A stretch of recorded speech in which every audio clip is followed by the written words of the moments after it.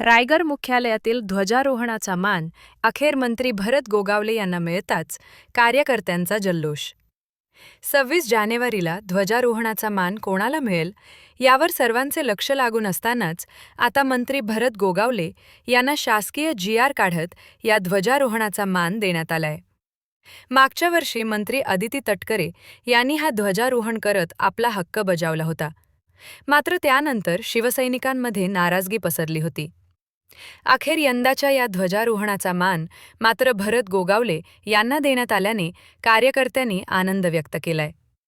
महाड शहरात गोगावले समर्थकांनी फटाके वाजवत आपला आनंद साजरा केला. झेंडावंतांचा जो मान मिळालेला आहे तो मुख्यमंत्री आणि उपमुख्यमंत्री यांनी बसून काय ठरवलं असेल, मी त्यांना धन्यवाद देतो.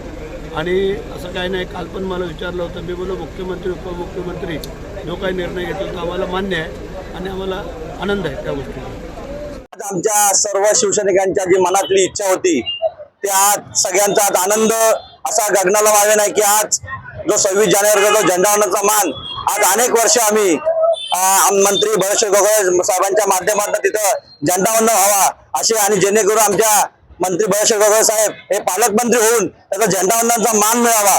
पण देखील आज झेंडावंदनाचा मान आज मंत्री भरत गोगावले यांना मिळाला आहे.